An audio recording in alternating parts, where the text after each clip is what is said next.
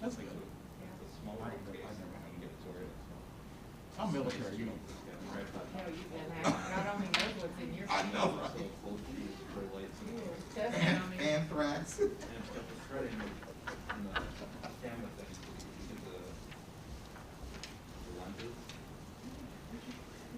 Yay, Brandy Powell. Nice.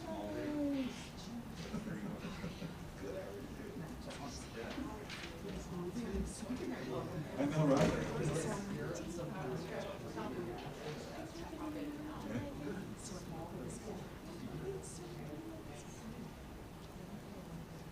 Oh.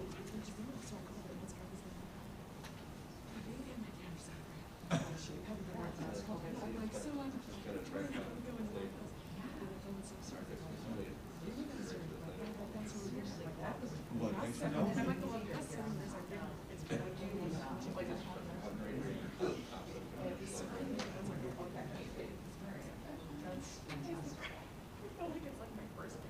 gotta get one of these too. Yeah, make sure you wear those. That's a big thing now. I know. Yeah, niggas. It is. It makes me happy that I don't have to.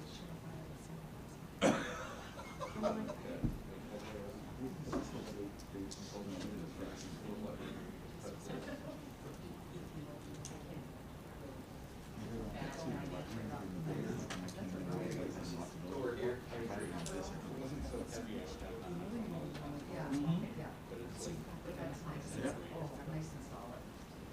Crazy. I know. You don't have my tripod trip over and It's supposed to have it where literally right on the fountain corner is and and nothing. Yeah. Um, I can't either. It feels way too solid to be 30 bucks. Yeah, they closed those for city council. No lie. The mayor, my guy's not there. So, I know that was like 10 You're walking here? You know, whenever they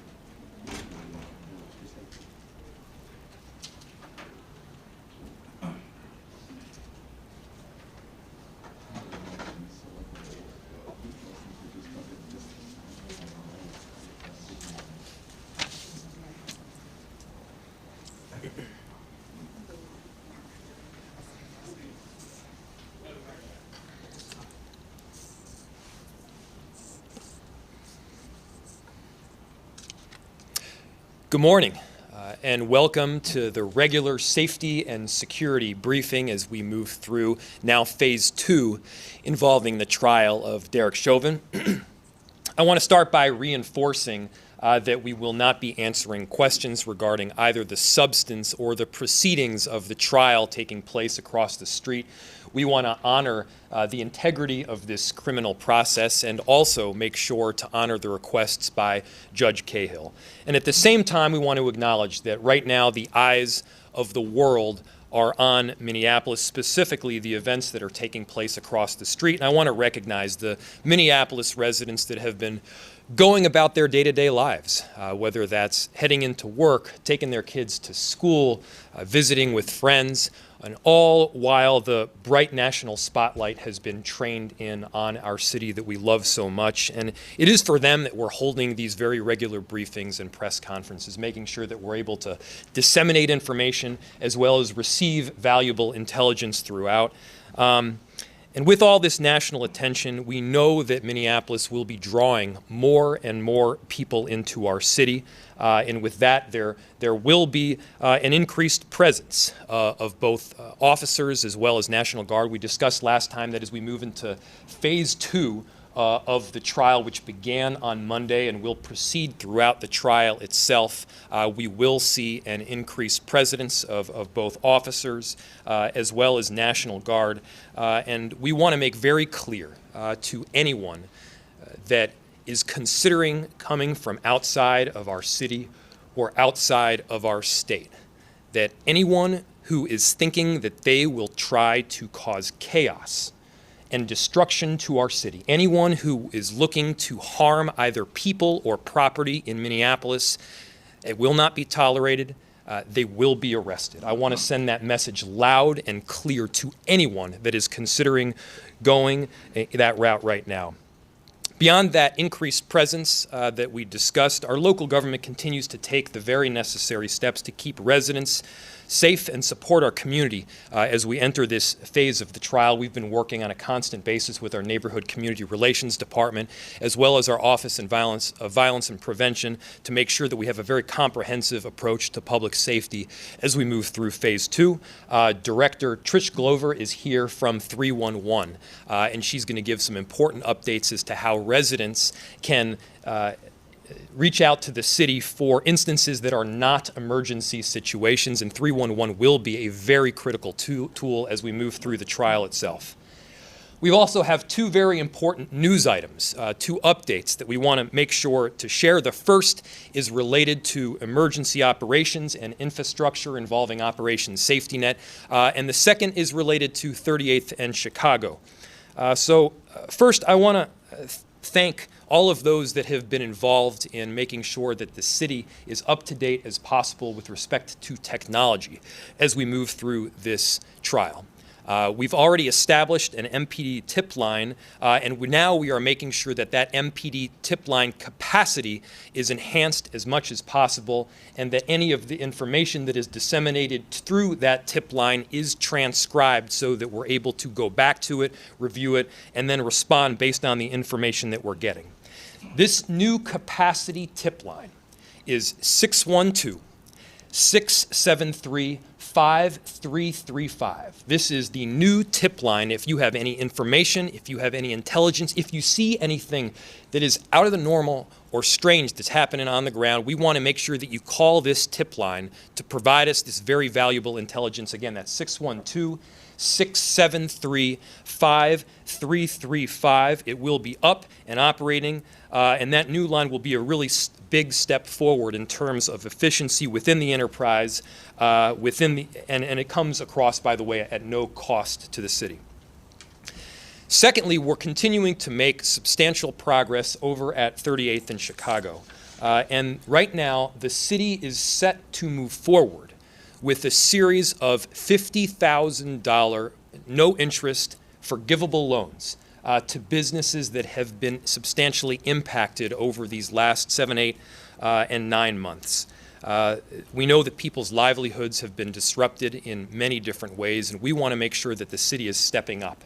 And so this has come through substantial work with community, with business owners, nonprofits, and these $50,000 will serve between 15 and 25 businesses in the surrounding area. Up to about $1 million is the fund that we will have available. We've heard loud and clear from community that they need some assistance, and we want to respond, and so we are. And I want to note very clearly that this development comes on the heels of quite a bit of very regular and sustained communication with community leaders along that intersection. It's central to this ongoing and adaptable approach that we're making, which we want to make sure is as flexible as possible as we move through this trial.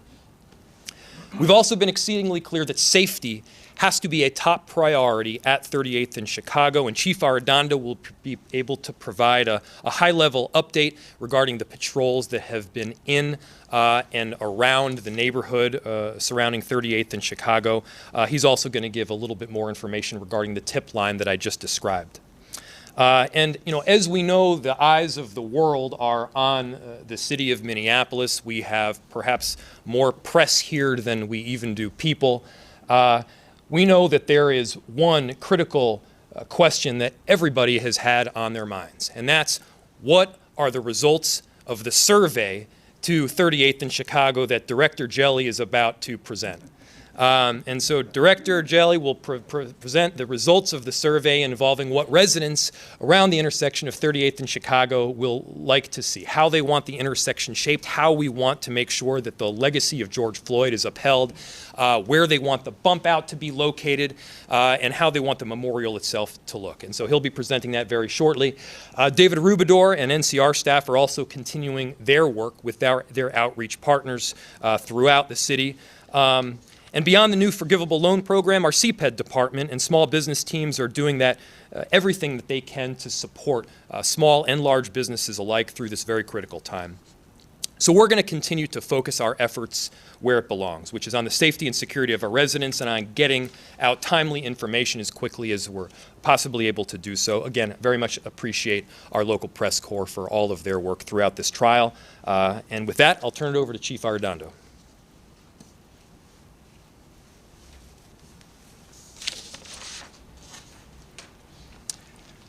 Thank you, Mayor Fry.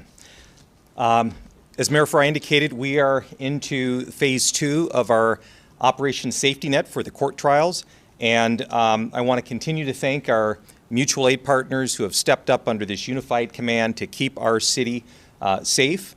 I also want to say, and I'm happy to report, that as I stand here before you today, there have been no reported arrests or any sorts of property damage or destruction as it relates to the trial. And so I want to continue to thank our communities, those individuals who live here, those who have come into our city to practice their First Amendment rights.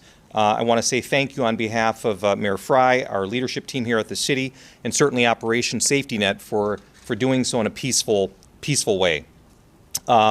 Also, members of our community can expect to see more of a public safety presence, which will include both public safety, police personnel, as well as National Guard. And they can expect to see that kind of ramp up as we get into this upcoming weekend. And that's also not just in the downtown plaza area, but that is in all 4 corners of our city: North Minneapolis, uptown, downtown, northeast, and all parts. And so that will continue to occur. Switching gears, the mayor talked about, I don't think you can ever over-communicate with our communities, and so this new tip line, this new technology, is absolutely what we need at this time. The new technology includes a robust server. We are able to take in more capacity and volume of calls, which is so very important, and we are able to respond more efficiently to that information. I want to thank our communities for, if they see anything suspicious, if they have information that would help to keep our city safe, please call the number that Mayor Fry stated just a minute ago, 612-673-5335. Again, 612-673-5335. Again, but that is not for an emergency. If you still need an emergency response right away, we urge you to please call 911. 38th in Chicago. I want to first thank the mayor for leaning in, engaging in these conversations with our community partners and stakeholders. As we think about reconnecting 38th in Chicago, this will not be just a Minneapolis Police Department initiative, and quite frankly, it's really focused and leaning in on our communities, stakeholders who live there and do business there. And so that is really what's going to guide this work. Now, from a public safety standpoint, as I mentioned a few weeks ago, we had to address the public safety needs out there, and we cannot tolerate any violence which occurs out there. Many of you know that we launched our federal partners, including the U.S. Attorney's Office, U.S. Marshals, ATF, and others, to help us in really making sure that we're not causing harm up there, that individuals are not involved in violence up there. That investigative work still continues. I will not be able to comment on any sorts of open investigations at this point, but the residents and businesses up there will continue, as Mayor Fry said. You're going to see more of a visible presence of both police personnel, and into this weekend, they can expect to also probably see some of our Guard in the area. So with that, I'd like to bring up our Director of Public Works. Thank you.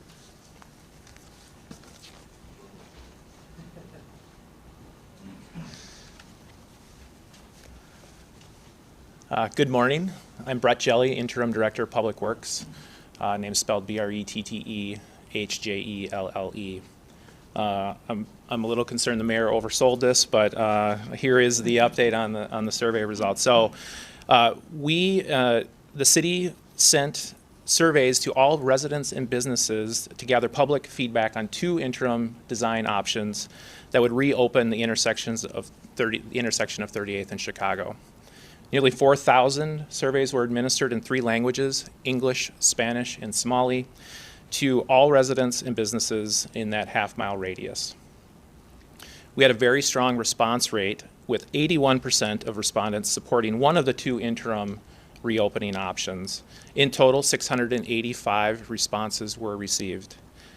40% of the responses supported option 1, which would relocate the fifth sculpture out of the intersection into the northeast corner of 38th and Chicago. And 41% of the survey responses supported option 2, which would keep the fifth sculpture in the intersection. 16% of the responses did not support either option and instead indicated a desire for justice before any design changes were implemented. And finally, 3% of the responses requested that all barricades and art and other items be removed and that the intersection be reopened to vehicle traffic in a manner similar to how the area looked before the death of George Floyd.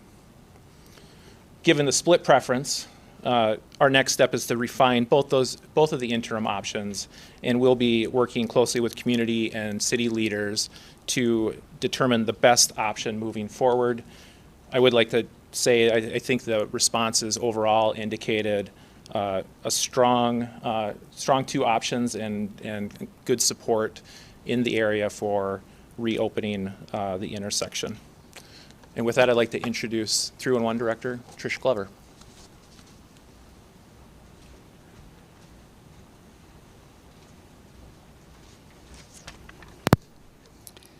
Good morning. I'm Trish Glover, the Director of Minneapolis 311. The 311 department is the primary source of contact for the city of Minneapolis. We provide a single access point for all non-emergency information and service requests. 311 is a simple 3-digit number that residents, businesses, and visitors can call within the city limits to contact us. If you are outside the city limits, you can call 612-673-3000. Our hours of operation are 7 a.m. to 7 p.m., Monday through Friday, and we are closed city holidays. 311 agents are getting an increase in calls about the trial. We will not handle any calls related to the Chauvin trial, which is a purview of the Hennepin County District Court. We are prepared to expand our hours of capacity if we experience a big increase in call volumes. Besides calling 311, you can use 311 web self-service on the city's website. You can email us at minneapolis311@minneapolismn.gov, or you can download the 311 smartphone app. You can also call 311 in any language. When calling, simply press 1 for English, 2 for Spanish, 3 for Somali and 4 for Hmong, or you can wait for an agent to answer. We do have over 227 language options. You can also visit the city's YouTube channel and watch videos to learn more about 311. And I'll hand it back to the mayor.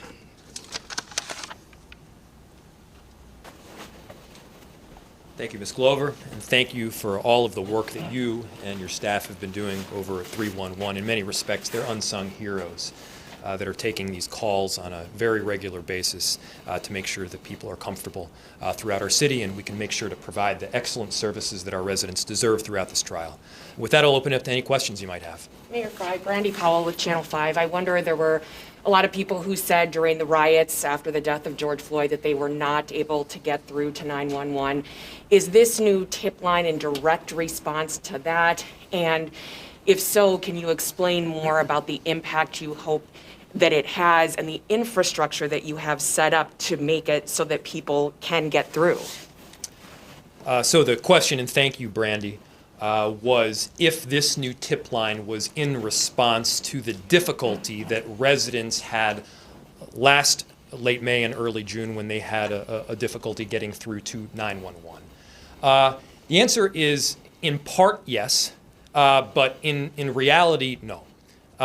We have opened a number of different services to be more specific. So what happened in late May and early June is people were calling 911 regardless of the circumstances that they were seeing, whether it was something more mundane, whether it was a tip, or whether it was something that was a severe emergency.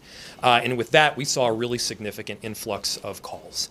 So we've done several things. One, we've worked to expand as much as possible the access of 911 itself to emergency situations. Two, we've made sure that 311 is prepared to take non-emergency calls in every way, shape, and form. And we know that last time around, people were calling 911 for tips.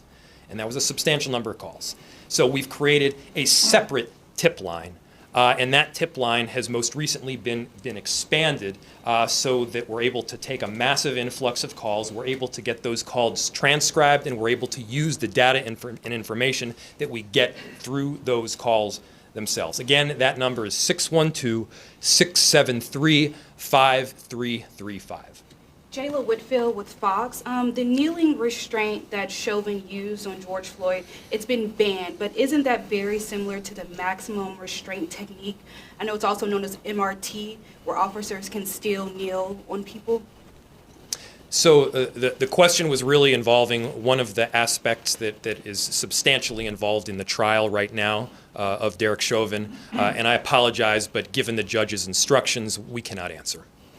Gotcha. Could you verify if they are similar or are the same or nothing at all? I can't, to the extent we're able to answer the question, we'll consult with staff and get back to you, but it sounds like one that would substantially have an overlap with the aspects of the trial Gotcha. itself Can I right ask now. a follow-up then? Please. That's not related, Yeah. hopefully. I know many business owners and residents fear of a repeat of rioting and looting, similar to last spring. What would you tell them, those people that are worried?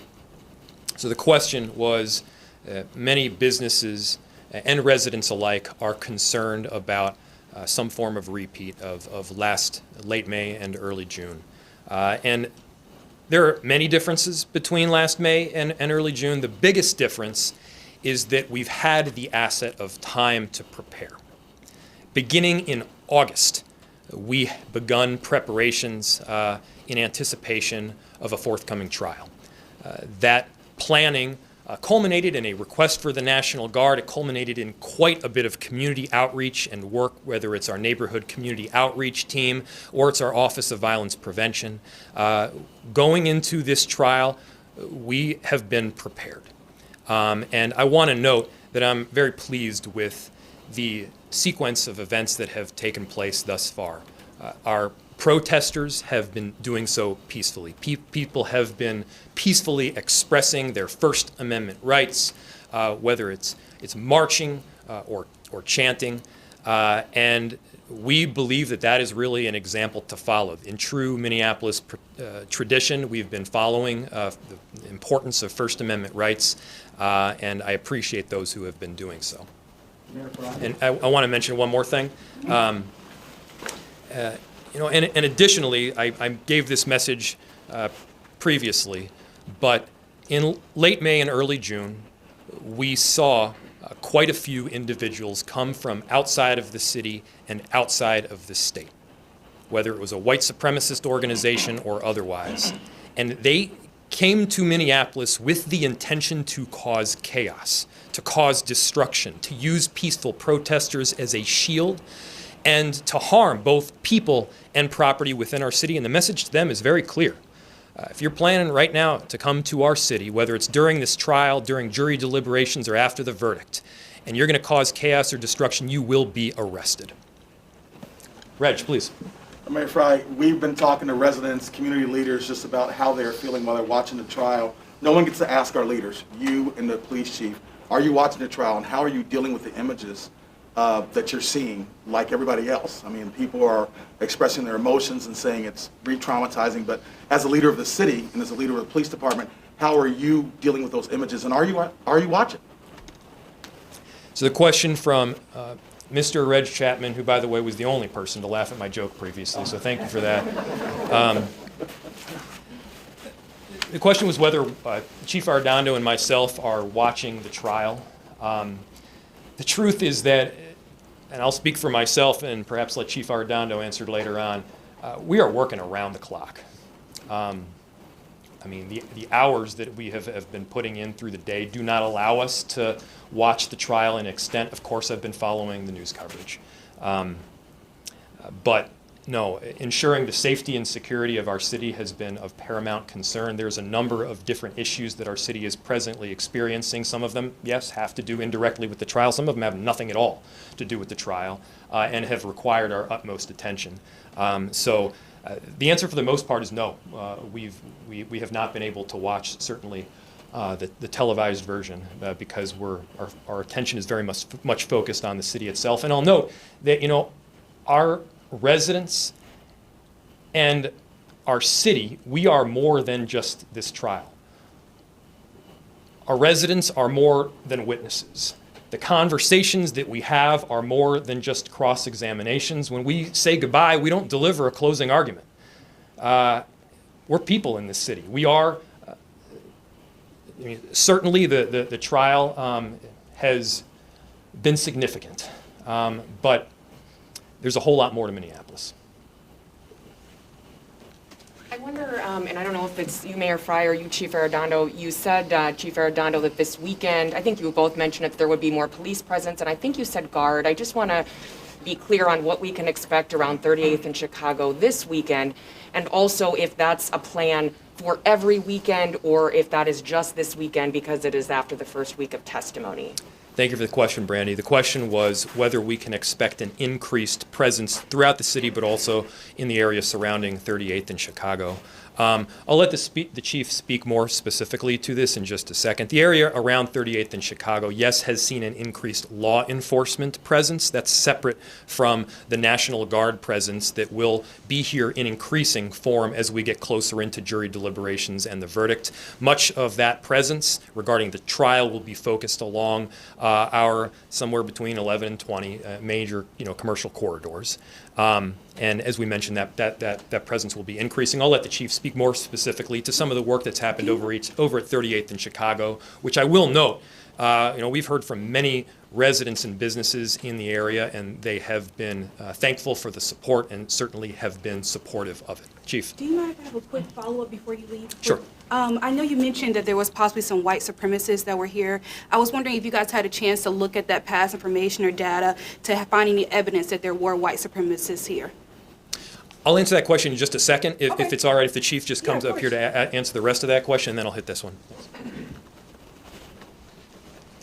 Yes, so to your question about more presence of both police and National Guard over this weekend and as we go forward, part of the 4 phases of Operation Safety Net has it built in where we're going to be ramping up more resources. And so as a part of that, I want our communities to know that while there will clearly be a visible presence, as there has been from the start of Operation Safety Net at the Government Center Plaza, we are going to also utilize and have the advantage of utilizing those resources to conduct patrols throughout our city, whether it's Broadway Avenue, whether it's Lake Street, whether it's Uptown. And so they will certainly see that this weekend, and as we continue to go into that Phase 3, they'll see more of that. And so, as the Mayor Fry indicated, the timing, being able to have the time and the resources now, we're able to utilize and spread that public safety resource out in all parts of our city. So it won't only be this weekend, it will be throughout. And so what residents around 38th in Chicago specifically have seen have been more visible patrols, including some perhaps our Mobile Command 1 vehicle, and there'll be other, whether it's Hennepin County deputies, squad cars, or also Metro Transit police as well. And so that will continue, not just 30th in Chicago, but throughout our city. And any particular number that you can give in terms of how many National Guard we can expect to see this weekend, for example? I don't have a specific number, but I will tell you that communities and business owners should not be surprised if they see them or their Humvees in patrols along with other police vehicles. And we did that towards the latter part of last summer as well. And so they can certainly expect to see that. We also have seen an increase in boots on the ground organizations as well, like where you see more Mother's Love and We Push for Peace. Those guys be included in that number. My understanding is that, and Director Cotton is not here, but my understanding is that those will probably be activated. I just have not spoken with her in terms of that. Mr. Chapman, to your question earlier, no, I've not been watching the trial. I'm scheduled at some point to give testimony, and so respecting Judge Cahill's orders, I will not be viewing that. Yeah.